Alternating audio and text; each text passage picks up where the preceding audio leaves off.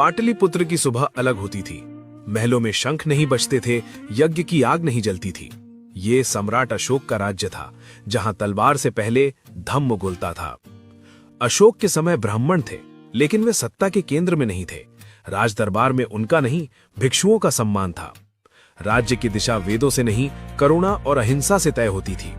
यज्ञ रुके थे, पशुबलि बंद थी, दान सीधे जनता और संघों तक जाता था।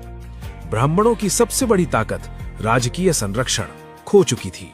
वे कमजोर थे, असहज थे और प्रतीक्षा में थे। अशोक के बाद मौर्य वंश धीरे धीरे ढलान पर आया। राजा बदले, लेकिन धम्म की छाया बनी रही।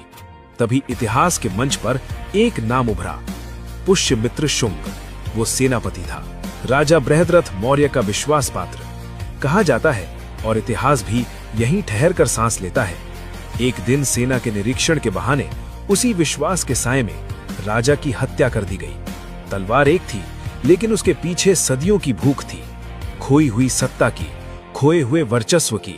मौर्य वंश का अंत हुआ, शुंग वंश शुरू हुआ। यहीं से कहानी का रुख बदला। धम्म पीछे धकेला गया, बुद्ध विहार उजाड़े जाने लगे। कुछ इतिहास में दर्ज हैं, कुछ लोक कथाओं में। राज्य फिर से कर्मकांड की ओर लौटा। अब व्यवस्था बदली। पहले जहां कर्म से पहचान थी, अब जन्म से पहचान तय होने लगी। यहीं से वो चाल चली जिसे इस कथा में सबसे गहरी साजिश कहा जाता है। सम्राट अशोक का समाज बौद्ध, श्रमण, शाक्य, कोलीय, निषाद मौर्य परंपरा से जुड़े लोग एक सत्ता नहीं रहे, उन्हें टुकड़ों में बांटा गया। कहा जाता है, किसी को ऊंचा, किसी को नीचा, किसी को शुद्ध, किसी को अशुद्ध।